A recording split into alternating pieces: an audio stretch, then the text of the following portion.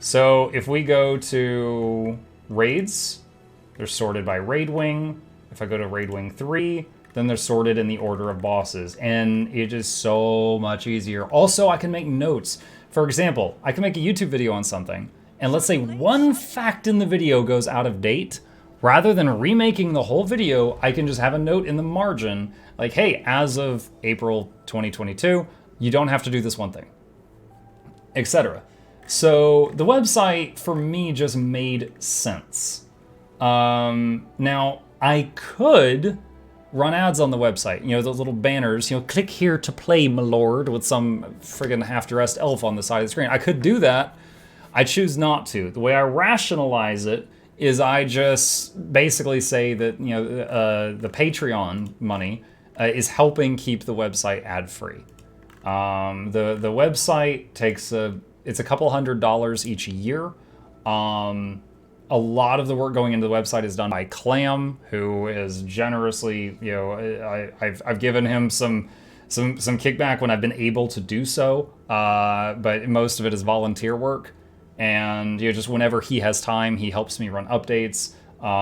He knows far more about this stuff than I do, and then I'm able to focus more on other stuff. But yeah, it's basically, we decided to do the website because the website links together my Twitch, my YouTube, my Facebook, my Patreon, my Discord, my Twitter, my second YouTube channel. It just all pulls together into one place. How is the traffic on the website? Give me just a moment here. I have a bookmark for that. All right, hold on, let me see. Is there anything...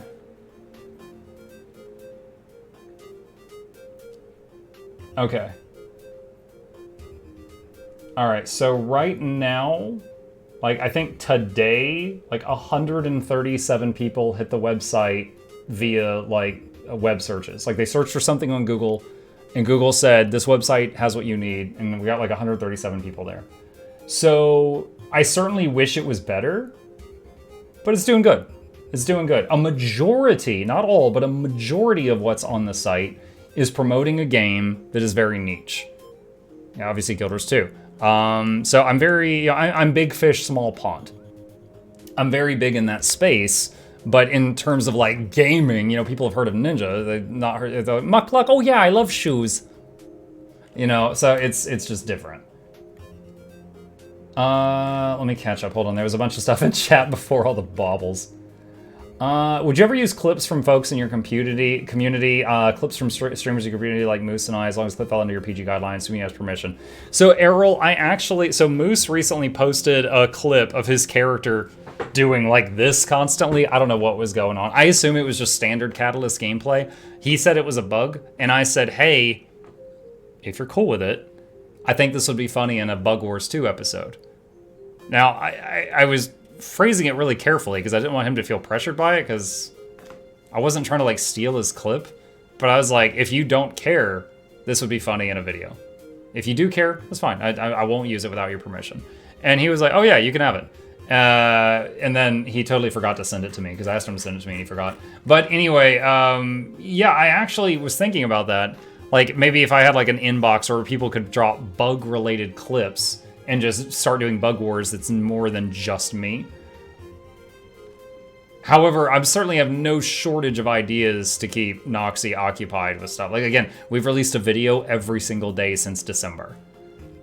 So my video editor is completely book solid right now. So, you know, doing like more projects, I mean, if we had more clips, we could maybe be pickier with them, but I don't know that we would be putting out more videos.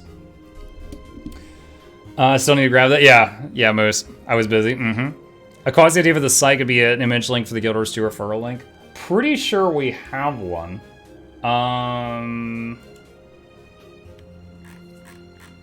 Somewhere. Where did Clam put that? Is it under Is It Worth It?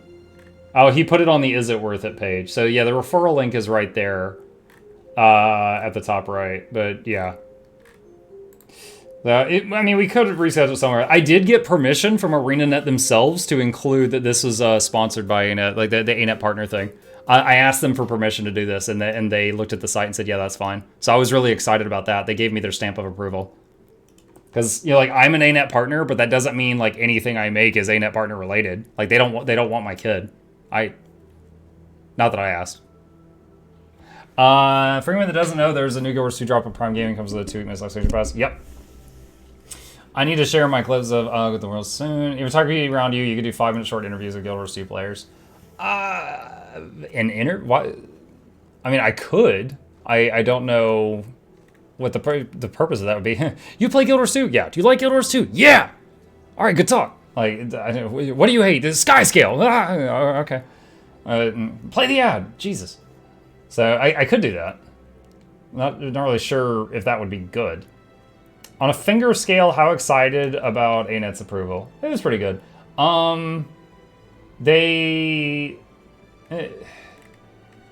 was excited to put that there. That was kind of the extent of it, was that they gave me permission to stamp it, and that was it. They didn't want to do anything else with it, because they were like, let us investigate it to see if we want to do anything else with it, and they didn't. You know, they've never promoted it or tweeted about it or anything like that.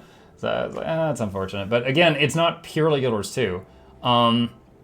Like, I've got a section on here for how I did all the things I did related to streaming. The Bug Wars episodes, just, for laughing. These are just bugs I encountered, funny moments. The minis, which, now there's so many of. So, like, all my projects tie together on the site, not just Guild Wars 2. It's just Guild Wars 2 is a big part of it. So that's, like, one of the main differences. Like, a lot of people are like, Muck, why did you make a website? Hardstuck just made a website. Well, I'm not freaking Hardstuck. So, like, Hardstuck is, like, the Guild Wars 2 section of mine, but, much more. And then mine has all this other stuff as well. Okay.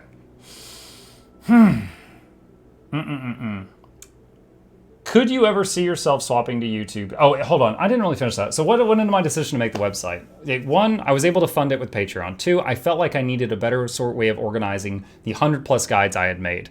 3, it's a drain on money. It's the only way that the website potentially makes money is if you go to the site and you're like, oh, hey, Muck's streaming, and you decide to go to the stream, and then maybe you sub. So that's like, maybe 100 people see the site, maybe one of them sees the stream, and then like a fraction of that will sub. So, yeah, or if some of them see the Patreon button and go become a patron. Otherwise, I don't make direct money off the site. I like running it. I think it's good for me, and some people see it and they're like, oh, hey, I love your guide, stuff like that. And then, it helps me out in that way. But yeah, since I'm not running ads on it, it doesn't make money on its own directly. It's like indirectly, if that. Okay. Kessie's third question. Could you ever see yourself swapping to YouTube gaming, Facebook gaming, etc. if the deal was good enough? Absolutely. Not like dream deal, but a decent enough deal. I have no deal with Twitch. I am dealless. I am sans deals. Okay? There's no deal. I've signed the partnership contract, which just means they've got like a slice of my soul. Like that's it. Like, let me put it this way. Any of you that might be like an affiliate, and maybe you're dreaming of the day that you'll get Twitch partner. I've been a Twitch partner for a year or two. When did I get Twitch partner? I don't remember the date. It's in one of my. I've been a Twitch partner for a year or two. I've never spoken to their staff other than when I opened a support ticket one time. I don't feel that important. I've never spoken to their staff in a year or two of being a partner. I don't feel like a partner. I just get the extra perks, and I gotta say, I really put it on a pedestal. When I was thirsting, when I was thirsty for partner, I really had it on a pedestal. It's nice. More emote slots. It's whatever. Most people have it. Yeah, that's the thing. And then, like, of the top, so I'm in the top 0.06% of Twitch streamers, 0.03% of English-speaking Twitch streamers. I've never talked to them. And I asked them once if I could get a better revenue split. And they're like, sorry, you're only, I can't even tell you the exact thing or they would ban me. I'm barely over halfway toward what they want before I can apply to get more of the money I earn and then get less of it. In addition to that, only the top, like, I don't know, dozen streamers get like a contract where Twitch pays them to stay. I am not one of those. So Twitch, so yeah, if YouTube, okay, you said YouTube or Facebook Gaming, I'm just gonna say YouTube. If YouTube were to give me some really fat offer to stream over there, the thing is, I wouldn't even be starting from zero. I would be streaming on a channel I already have 60,000 subscribers on.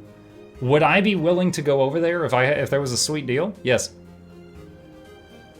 Let me think about that for a sec. Yes. Yeah, I would. I've already cultivated a channel over there. It would be very easy to swap over. It was just, yeah. The answer is yeah. Because I'm besides, you know, bits and subs and stuff like that, I don't get paid anything from Twitch. Twitch directly does not pay me anything. It's just you guys. So if I had similar support from my viewership on YouTube, plus YouTube was also paying me, yeah, I would. Call Susan for a contract. Yeah, let me just ring her up. I've got her on speed dial. Okay. So Moose has just slipped in some questions here at the end. So Moose says, let's see, oh wait, hold on. Kessie says the reason I asked about that was because you had mentioned earlier about Prime subs being a decent contributor to Twitch on. Yes, that is true. However, my viewership would probably go up. Because if you think about it, right now, when I go live on Twitch, there's 44,000 people on Twitch that if they're on Twitch, they get a notification I'm live. On YouTube, if I go live, there is 62.5 thousand people that would get a notification I'm live. So there's a very strong chance I would have a higher viewership over there. Additionally, if I had a sweet deal, that means I have a contract, I'll probably be getting paid to be over there. Additionally, on YouTube, remember what I said about ad revenue earlier, guys? Remember when I told you that on Twitch, less than 1% of my total income comes from the ads that run on Twitch? And yet, I pay entire bills with what I make from ads on my YouTube channel? That would also apply to ads that play on YouTube during the stream. So my ad income on YouTube would be way higher. So yeah, I would lose Prime subs, but if there was a sweet deal, it'd probably be worth it. Also, I wouldn't even technically lose Twitch partnership as long as I don't stream to Twitch and YouTube at the same time. If I stop doing Twitch and just go to YouTube, the Twitch partnership would still be there. It's like I could come back. I don't like burn a bridge, is what I'm saying. But yeah. I doubt it. I never get any notification for someone goes live on YouTube, and either I don't care. You might have him muted. I see him all the time. Let me see if I can see any right now. Hang on a second. Go to subscriptions. No, it doesn't look like anyone I watch is live right now. That's weird stuff. I let my son use my YouTube channel to watch stuff as well, so there's some weird stuff on here. But yeah, there's you can get a thumbnail thing in the actually wait, do I care if you guys see any of this?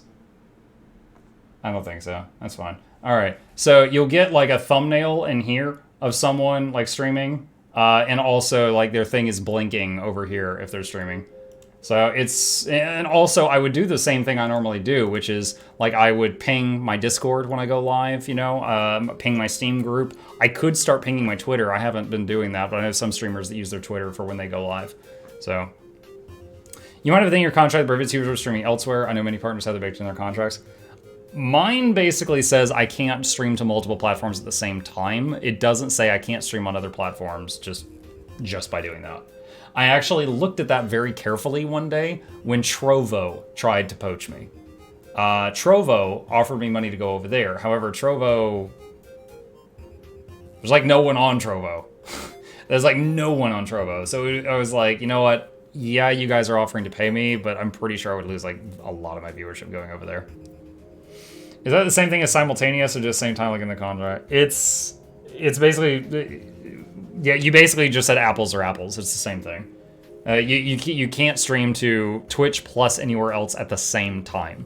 But you can stream to Twitch on Thursday and YouTube on Friday. that's fine. Like Wooden Potatoes, really big in the Guild Wars 2 space. He streams back and forth on them whenever he wishes. What's Trovo? Okay, you know Tencent? They own like League of Legends and stuff in like half the world.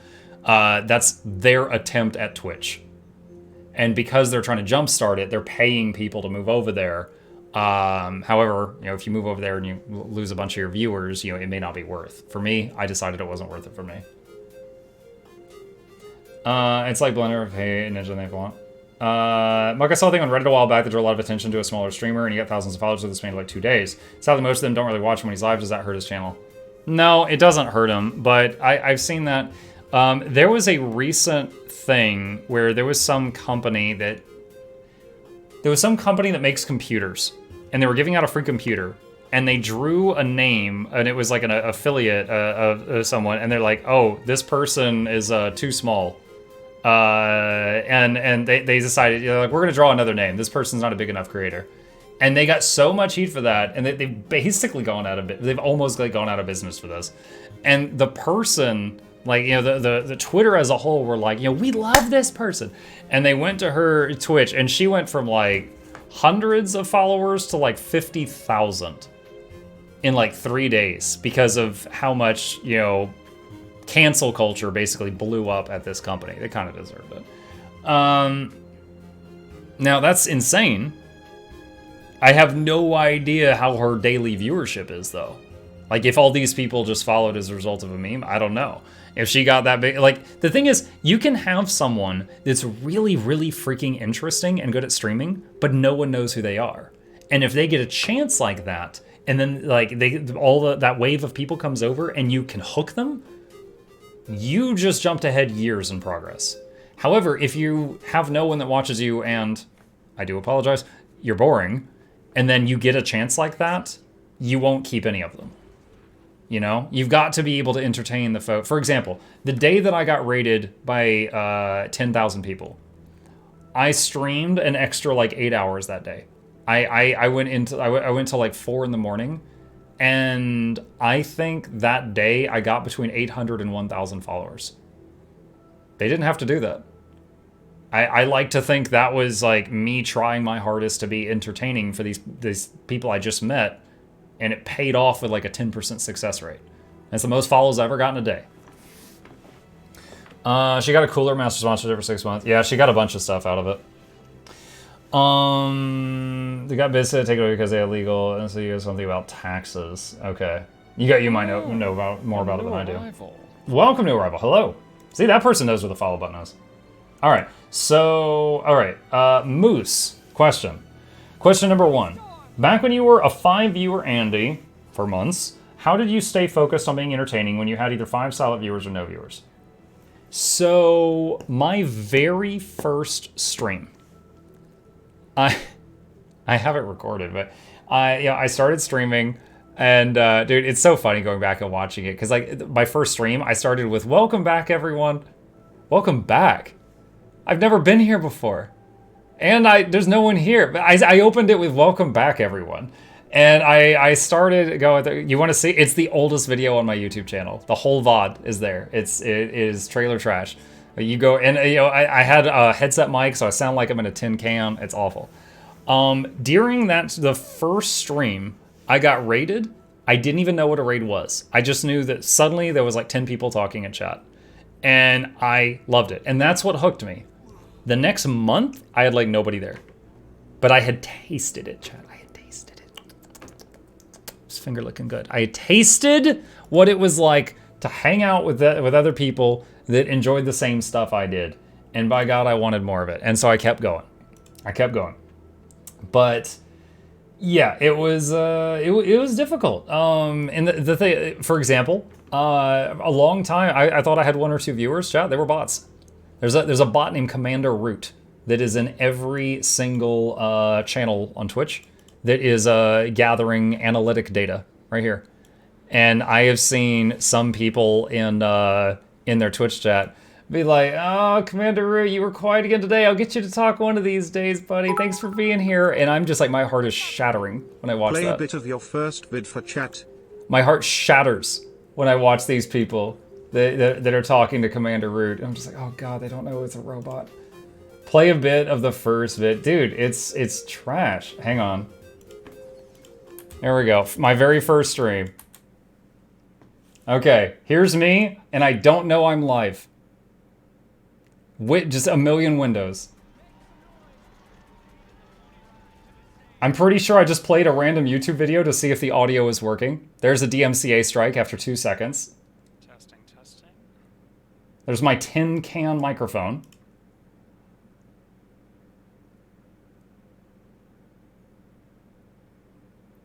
At this point, I've been live for 30 seconds.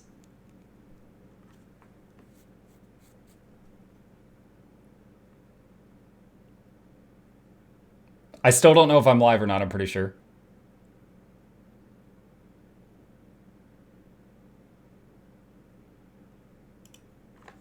All right.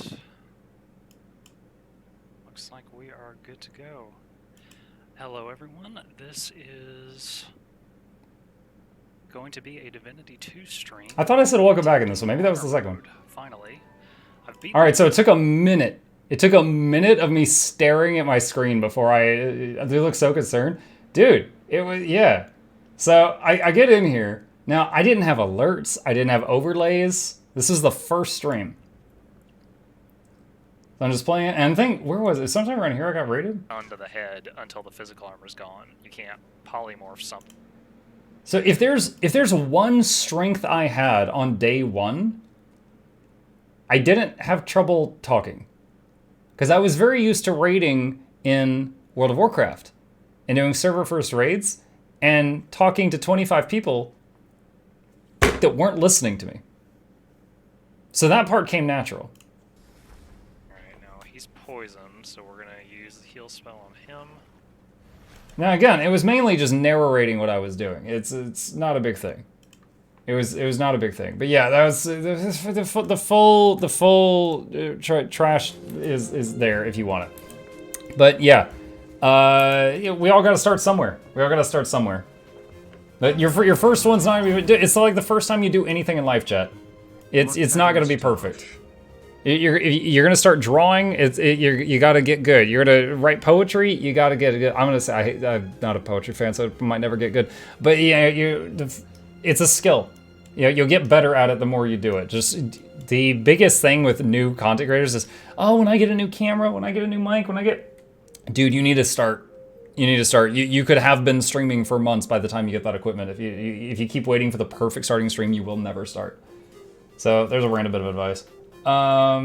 Okay, how'd you stay focused on being entertaining when you had either 5 silent viewers or no viewers? So I learned after a few months, I need to hide the ability to see how many viewers I have. Because when I saw the viewer counter go from 0 to 1 and then back to 0, it was like a punch in the stomach. I was like, oh my god, someone just came in and decided I'm crap and then left. What did I do wrong? Why was I not good enough? And I would just hyper fixate on that. And so I learned I need to, so for me, and I would strongly recommend this, turn off your ability to see the viewer count and just constantly talk as if you had 100 viewers or 10, whatever number makes you comfortable. And then when you see someone respond in chat, just be pleasantly surprised and talk back to them.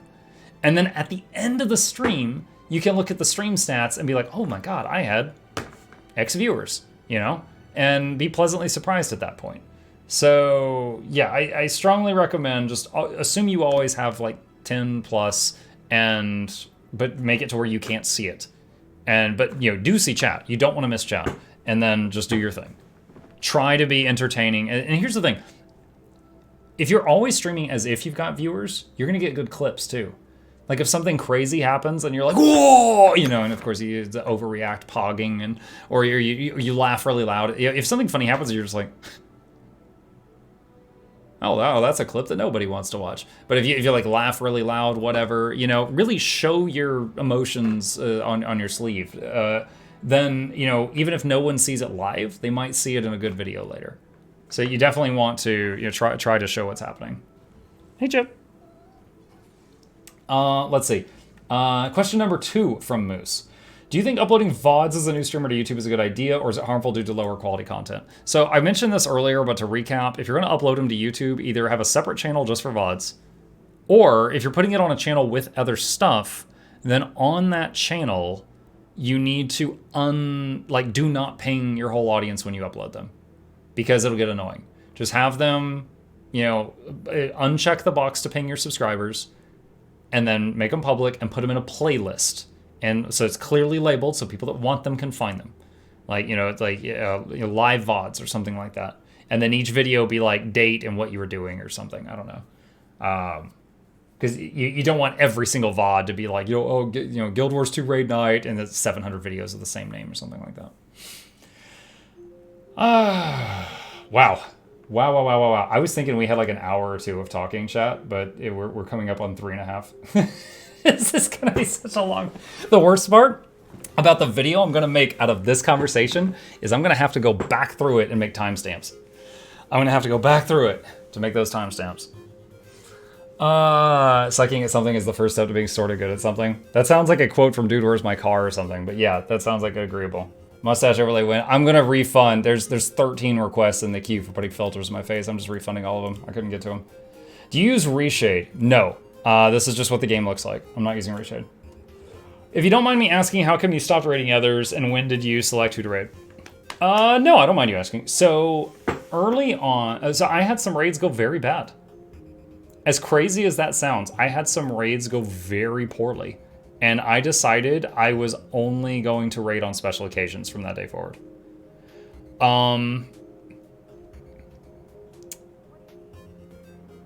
If you raid someone, you take your whole community, which in my case, on an average night, it starts to dwindle down toward the end of the stream. People go to bed, but usually it's at least 200 plus people, and I drop them on someone else. Some people are very grateful for that. Some people are very overwhelmed by that. And some people are hostile about it. To me, it's like almost a foreign concept. I'm so grateful for raids, but some people don't like it. So they get overwhelmed, like social anxiety kicks in, or someone will be like, oh my God, Muckluck, dude, you suck. Why would you come here? I've had that response. So some guy that apparently hates me because he fights me in PvP and just hates my guts, and I had no idea who he was. He wasn't on my radar at all. I've had all these responses, and I was just like, all right, I'm just gonna stop for now. And on special occasions like birthdays or something like that, anniversaries, I'll raid other people. At the same, Ian's totally fine with it. Ian has a very loud alert of Patrick from SpongeBob SquarePants going wee-oo, wee-oo, wee-oo, and every time I raid her, it gives her a freaking heart attack, and it's hilarious. I've raided Ian plenty of times. But so we did a couple things. We made an outro, and it's like a 2-minute outro, and it's got an awesome Easter egg at the end. And we started basically winding down into the outro, and that was inspired by CoCarnage's stream. CoCarnage has an outro at the end of his. I got the idea from him, or I should say Cezon got the idea from him, and Cezon did like 99% of the work in making the outro. So we use that now at the end. But yeah, occasionally I still do raids, but for the most part I stopped doing them because too many of them went weird. Too many of them went weird. You can raid me, I'll allow it. Thank you, Samar. I've been wondering. I had my eye on you, and now I know. If they don't like it, they can disable raids. Yeah, you see that a lot on Twitter. People be like, why does Twitch allow that? You know you can disable that, right?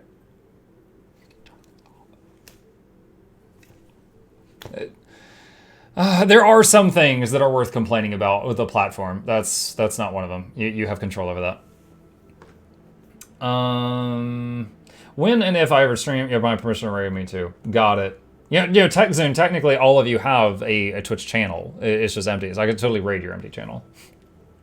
Oh man, that's happened before too. Raid someone right when they go offline, and then we all just land in their empty chat room. And then sometimes they're like, the streamer will be in the chat, and he's like, oh god dang it. He gets so mad. I've had that happen. They go offline right when I raid them, and then they just start cussing in the chat because they missed it. Going out of focus. Big Nugs. Thank you for the Prime sub, buddy. Mucklet Douglas Bartholomew Reginald Esquire the Fourth, Mr. Johnson Van Stuffles the Third welcomes Yo, Big Nugs, Ray Clune, Professor Steel X, Rob Job 13X, Frayed Fuse, Aura Frostline, Rip Sick, Con Julio, Moss 29, The Falcons, and Aries 2000.